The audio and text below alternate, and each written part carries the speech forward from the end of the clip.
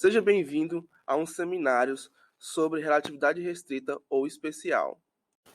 Bom, mas antes de começar, deixe-me apresentar. Meu nome é Victor Manuel e eu sou aluno da UFNT, Universidade Federal do Norte do Tocantins, do curso de Licenciatura em Física. E eu estou aqui apresentando esse seminário com meu amigo Márcio. Olá, meu nome é Márcio e eu também sou aluno da UFNT e agora vamos dar continuidade à nossa apresentação sobre relatividade restrita. Introdução. A teoria da relatividade restrita ela foi publicada em 1905 pelo físico alemão Albert Einstein. E em 1862, Maxwell concluiu que a luz é uma onda eletromagnética. Mas, se a luz é uma onda eletromagnética, como e por onde ela se propaga? Foi a partir disso que Albert Einstein começou a pensar sobre a teoria da relatividade restrita, pois tinham-se em mente de que as ondas se propagavam em um meio que se chama éter.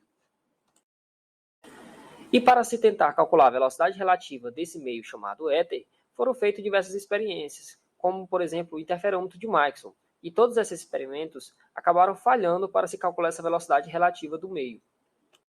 E com a falha desses experimentos, perceberam então que a velocidade da luz propagava de forma constante. E com isso, Albert Einstein desenvolveu a teoria da relatividade restrita, que é fundamentada em dois postulados, sendo o primeiro dele falando que todas as leis da física são as mesmas para qualquer referencial inercial. E o segundo postulado, formulado por Einstein, fala que a velocidade da luz no vácuo tem o mesmo valor, de 300 mil km por segundo, para todos os sistemas de referenciais inerciais. E como consequência dos dois postulados desenvolvidos pelo Einstein, nós temos a compreensão da dilatação do tempo. Ou seja, o tempo ele não é mais absoluto como era previsto pela mecânica newtoniana. Ou seja, o tempo ele é relativo. Como vocês podem verificar, esta equação é a equação da dilatação do tempo, onde ΔT é o tempo para o referencial que está em repouso, ΔT0 é o tempo para o referencial que está em movimento aproximado à velocidade da luz, e esta equação foi possível devido às transformações de Lorentz. Bom, agora vamos analisar a contração do comprimento. Outra grande consequência advinda dos postulados de Albert Einstein sobre a relatividade restrita. E podemos perceber também esse fenômeno como outra grande consequência direta da dilatação temporal, que foi vista anteriormente. E como também vista aqui nesta apresentação, a velocidade da luz é sempre constante. Então, segundo as teorias de Albert Einstein, quando se viaja a uma velocidade alta, uma velocidade que seja equivalente à velocidade da luz ou próxima dela, o tempo tende a passar mais devagar e o comprimento do objeto tende a se contrair na direção desse movimento. Como, por exemplo, o espaço entre o astronauta e o seu destino tende a se contrair quando o astronauta viaja próximo à velocidade da luz. Isso na hipótese de o astronauta conseguir viajar a uma velocidade que seja equivalente à velocidade da luz. Essa é a nossa expressão matemática que descreve o fenômeno de contração do comprimento. Nela, L é o comprimento do objeto em movimento medido pelo observador em repouso, e L0 é o comprimento do objeto em repouso. V é a velocidade relativa entre o objeto observado e o observador, e C é a nossa conhecida velocidade da luz. Essa expressão ela nos diz que o comprimento do objeto em repouso é maior do que o comprimento observado em movimento. E lembrando então que o objeto em movimento ele tende a se contrair em direção ao seu movimento. Isso significa que se um objeto se move horizontalmente, suas dimensões horizontais são contraídas, não havendo então contrações na direção vertical desse objeto. E é importante a gente ressaltar que a contração do comprimento não é uma ilusão óptica. Um observador, por exemplo, com uma régua que mede o comprimento do objeto, vai um resultado menor quando esse objeto estiver viajando a uma velocidade próxima da luz e ele fizer essas mesmas medidas. Outra grande consequência da teoria da relatividade é a famosa massa relativística. Por exemplo, quando se aplica uma determinada força F em um corpo, fazemos com que esse corpo adquira uma certa velocidade. ou melhor, podemos dizer então que podemos aumentar a velocidade desse corpo de forma indefinida.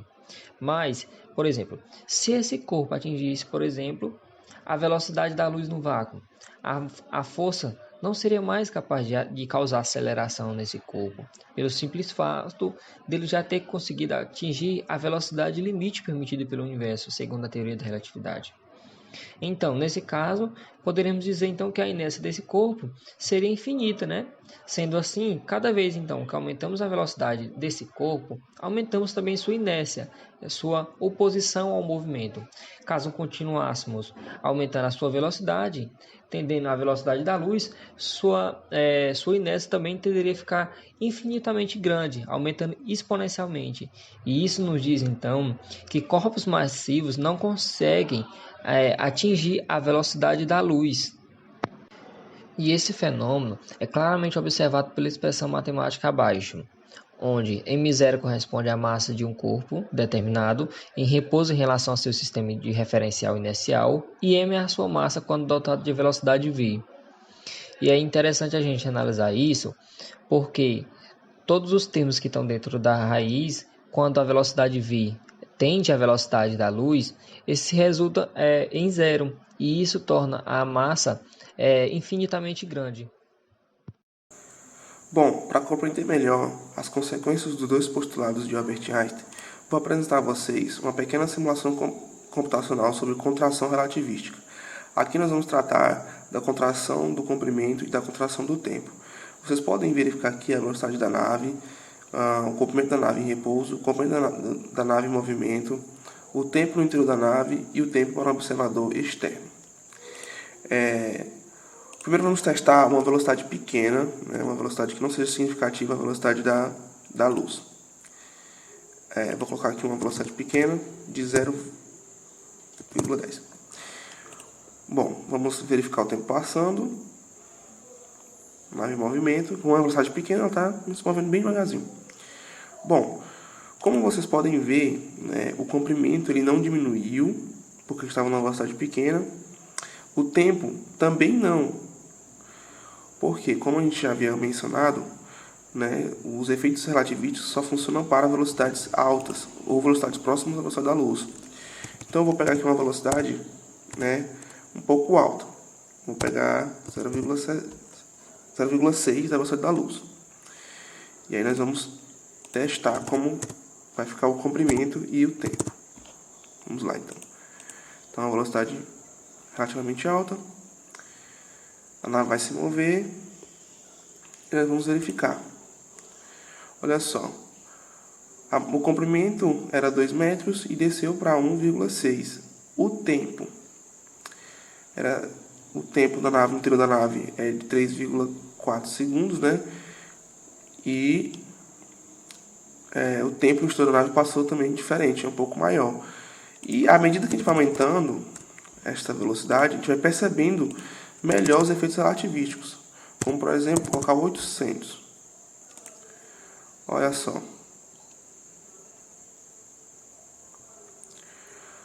o comprimento, olha só o tempo, a diferença de tempo, 2 vezes mais rápido, né? 2 vezes mais devagar o tempo passa para quem está dentro da nave. Vou colocar aqui bem próximo à velocidade da luz.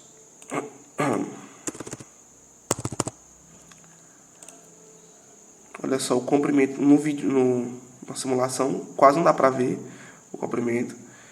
E olha só aqui, ó. E o tempo, a diferença de tempo, muito grande a diferença de tempo. Passa bem devagar para quem está na velocidade próxima da luz. Bom, para o caso da velocidade da luz, olha só, o tempo não chega nem chega a passar e a massa nem chega a ser notada. Bom, então é isso. Nós podemos concluir aqui. Quando a nave está em alta velocidade, o comprimento é menor e o tempo também. Há uma contração aí. Conclusão. A relatividade restrita, proposta por Albert Einstein em 1905, é um novo modelo de representação do movimento dos corpos com altas velocidades, ou velocidades próximas à da luz, pois até então não se tinha um modelo e nenhuma representação que era capaz de prever com tão exatidão do que acontece com os corpos em altas velocidades. E a formulação de Einstein nos apresenta três consequências importantes. Uma é de que o tempo é relativo, o tempo não é absoluto. A segunda é de que o comprimento ele também é relativo e de que a massa também é relativa. Com isso, podemos concluir que a relatividade ela é uma representação e um modelo ideal para os corpos em alta velocidade.